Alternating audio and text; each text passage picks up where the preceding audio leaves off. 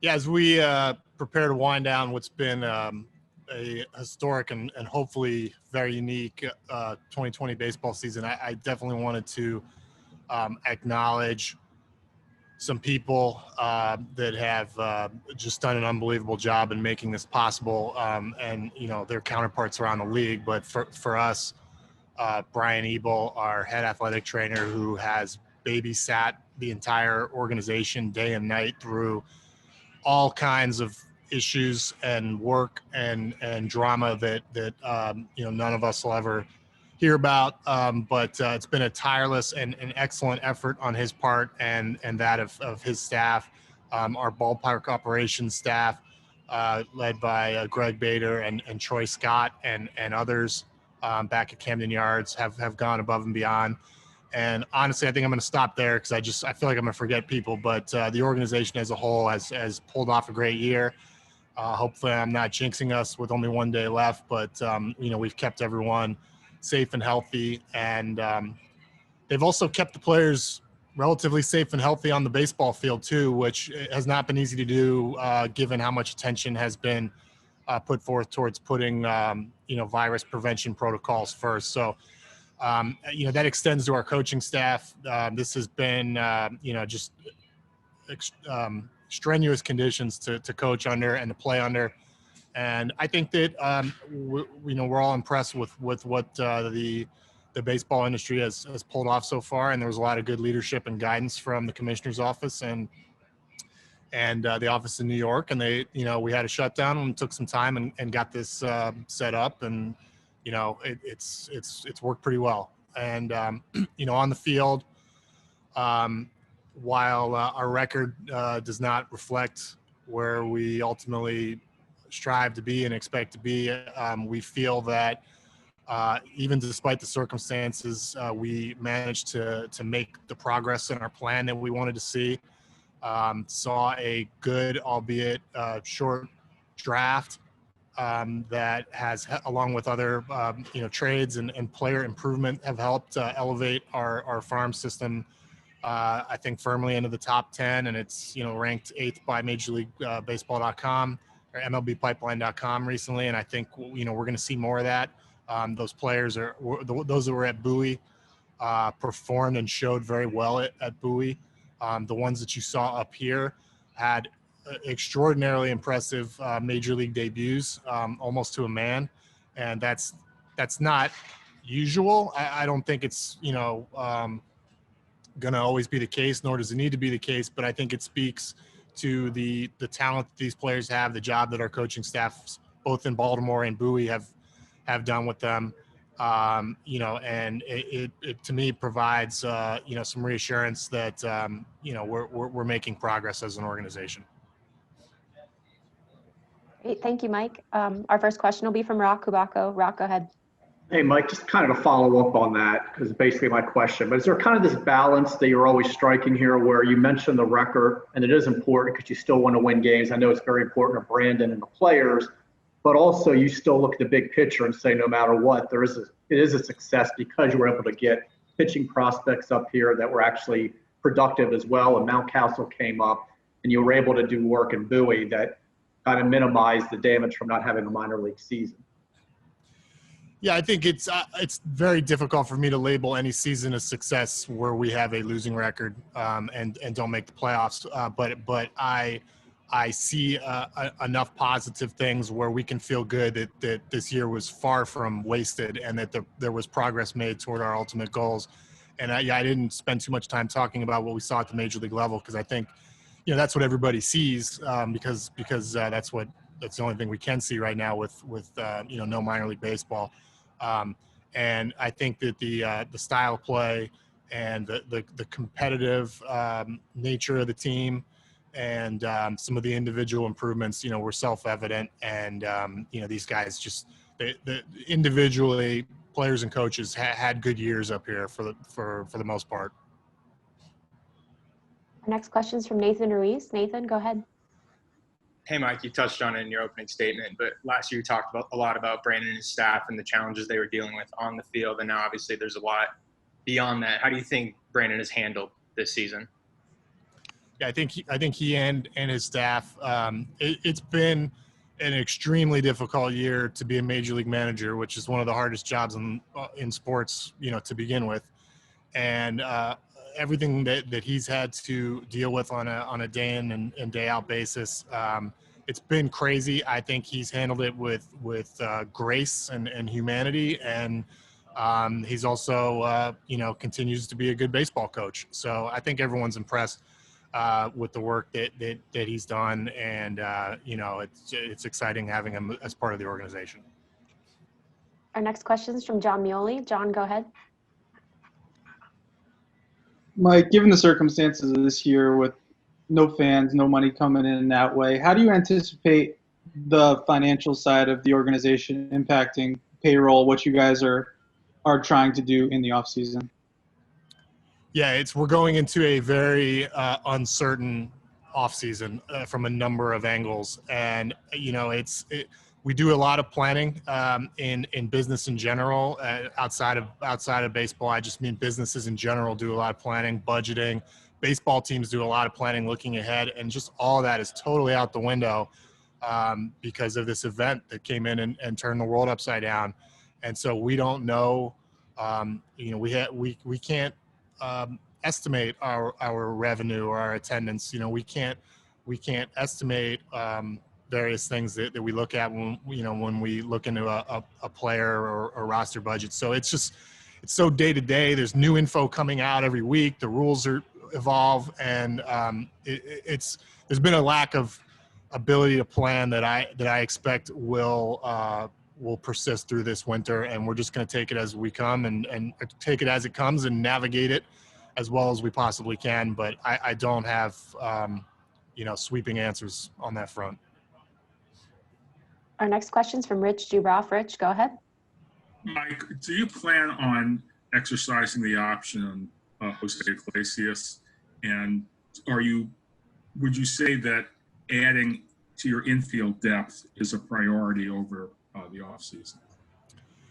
Well, just generally speaking, I'm not going to announce any roster decisions or personnel decisions in a forum like this, and always careful about things like that. But I think his impact on the team has been plain to see this year. He's really helped us, and we love having him. And then that goes for a lot of guys here as well. And I'm sorry, what was your second question? Second question was adding to your infield depth. I know that you've drafted a lot, mm-hmm. but those guys are several years away. Is that a priority this offseason for you? I think it continues to be. I think infielders are hard to come by from a number of angles. I think that when I first joined the Orioles at the end of 2018, I looked at what we had, and it did seem like there was a deficit of infielders, but a large number of quality outfielders, many of whom you're seeing right now. And I think that deficit of infielders was mainly owing to the lack of international pipeline, because that's where a lot of major league infielders are coming from these days. And so, we have tried to attack it at the major league level through free agency and the waiver wire. And we've got some guys that we like from that route that are with the team now. We've tried to attack it through the last couple of drafts and also a couple of trades.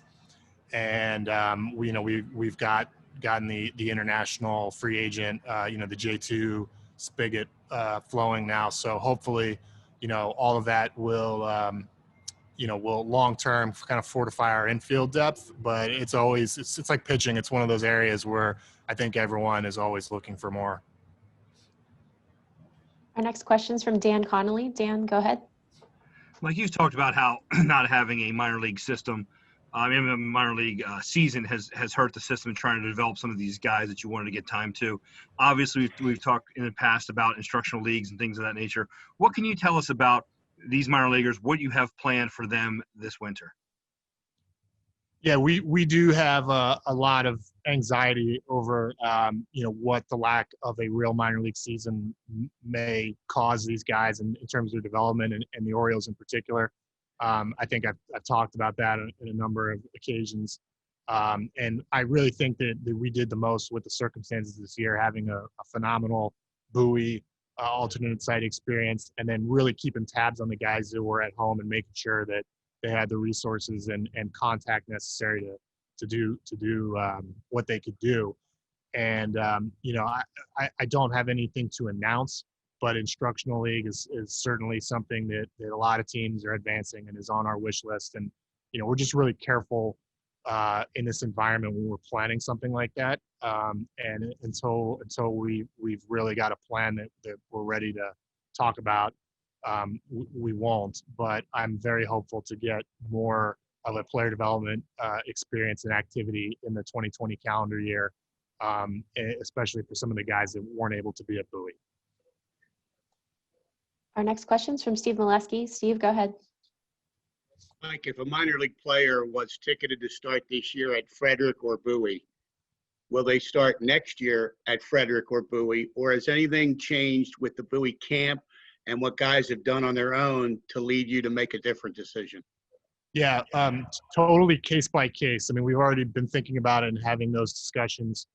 And, if you were at Bowie all year, I think that's a factor. I think your age is a factor. I think how you played last year, what type of player you are. I think we're going to see a whole spectrum of outcomes there in terms of people skipping levels or repeating them or not repeating them or whatever. And then, we're also awaiting the kind of dust to settle on what minor league baseball looks like next year from a number of fronts. So we'll just wait and see. But in terms of the players, I can see it depending a lot on that particular player. Next question is from Stan Charles. Stan, go ahead. Mike, the last two questioners kind of stole what I was going to ask, so I'll pivot to something else. International draft is, I think, in January.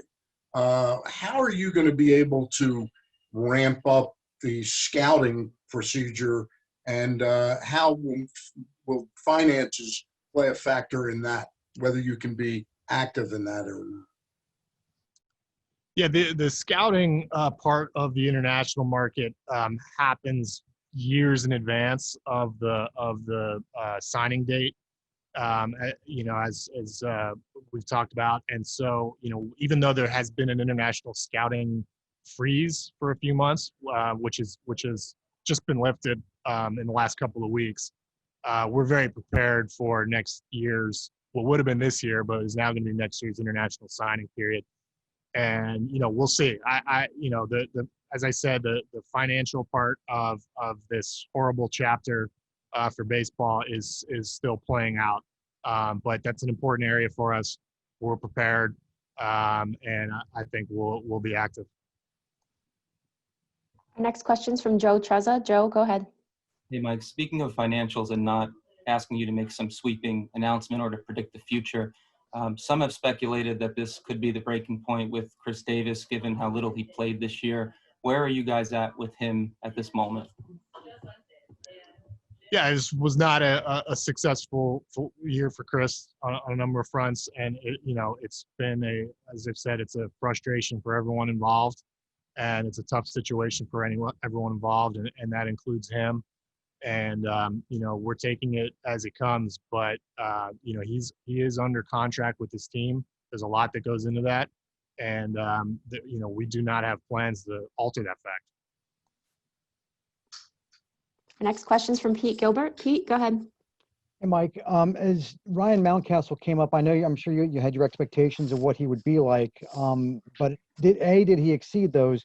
And then also along those lines, we talked about trying, a small sample size, trying to not make too much of it one way or the other.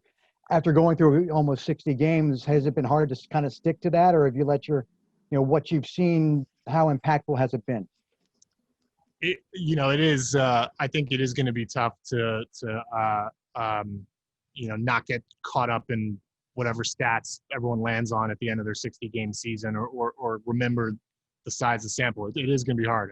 I think anyone in a front office or a coaching staff will tell you that. It's just you watch the games and it affects you and what you see. But we are going to try to do that as systematically as possible when we look at numbers, with some help from our analytics staff in terms of making sense of the whole situation. And then we're also, gonna try to focus on some, more, I guess, process or aspects of, how a guy did and how he went about his play, and try to do the best that we can. And I think Ryan is an example of somebody who not just did well, like his stats aren't just good. Like we all watched him. I mean, the at-bats were quality. The effort was spectacular. He looked good in left field, running hard in every play, just carrying himself like a big leaguer from the first minute up here. And I think that's special. I mean, most, even guys that have turned into stars, struggle with that transition. And the fact that he didn't, it doesn't mean it's going to be smooth sailing for the rest of his career, but it's certainly a good thing. And we're, he's a really exciting part of our future. Our next question is from Mark Viviano. Mark, go ahead. Hey, Mike. First of all, congratulations for getting through this season. I'm just wondering, with all the uncertainty ahead still, from your perspective, can Major League Baseball weather similar circumstances, no fans, abbreviated season? Can the league sustain itself if you have to do that again? Well, yeah. I mean, look, this is it's Major League Baseball. We're gonna figure out a way to do anything. I mean, this is as important an institution as there is in the United States, and there are a lot of really smart, really dedicated people working on keeping it going. That said, it's not easy. There are costs. There are going to be long-term ripple effects from this. But I think that you're going to see every effort and every creativity possible in doing whatever we have to do. But it's not going to be smooth unless and until this passes, somehow. Our next question is from Melanie Newman. Melanie, go ahead. When you look at the general goals that you set out prior to the season officially starting, was there one that you felt has already been met or exceeded, one that you're still looking for, and maybe one that created itself that you didn't foresee coming into this year? Yeah, I think we had a lot of improvements in some particular players, particular areas. There's others where we didn't, and we're still working on it. But seeing most of the members of the team last year, Anthony Santander comes to mind, and Severino, and these guys on the whole take steps forward, was huge. Seeing the new members of the team take steps forward were huge.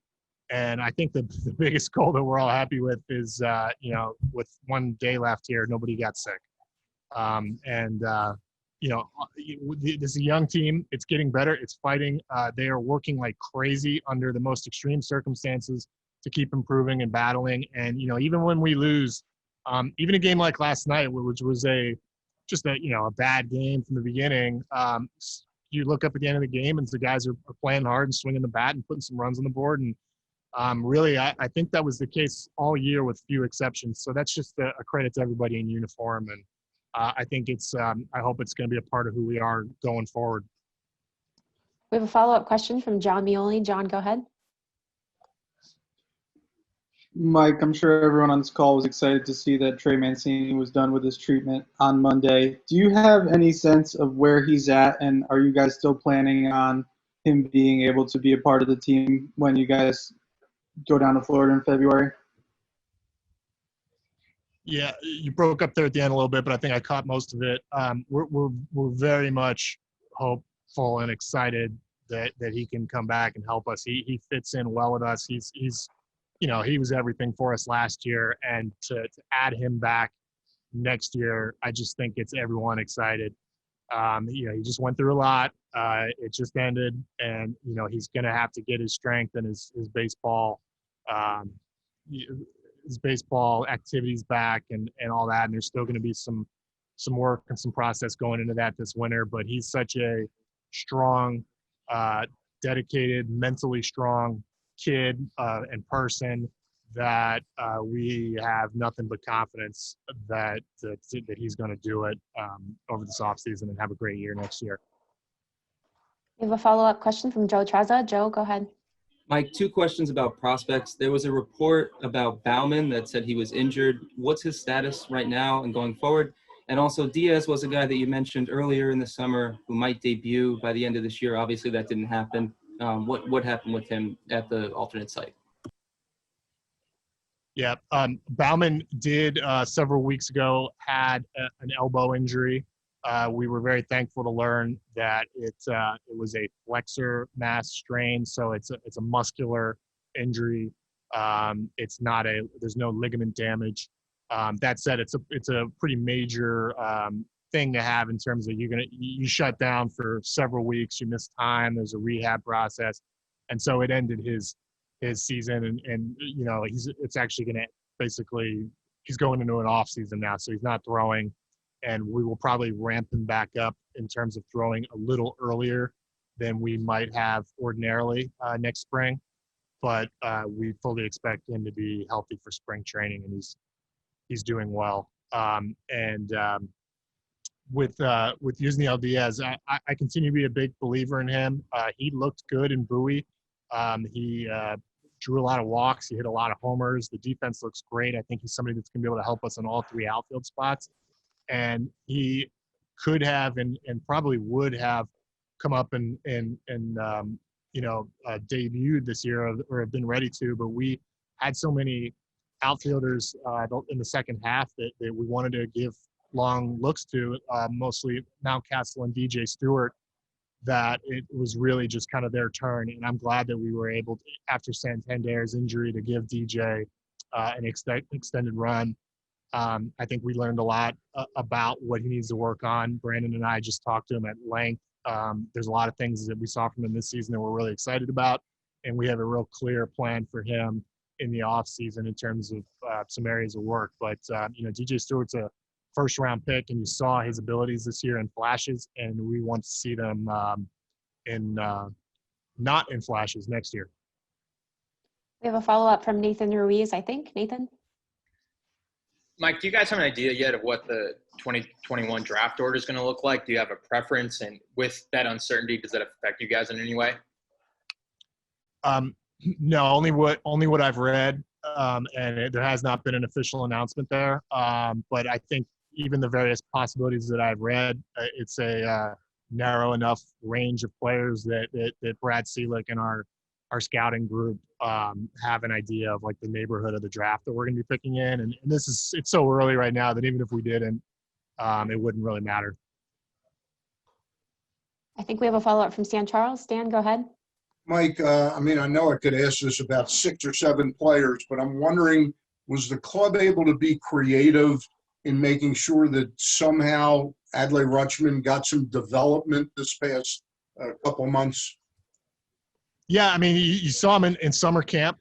He did well there, and then he went to Bowie and caught and hit every single day in Bowie, and had a tremendous summer camp. He's a very exciting player. He's got some special abilities all the way around, and I'm glad that we have him.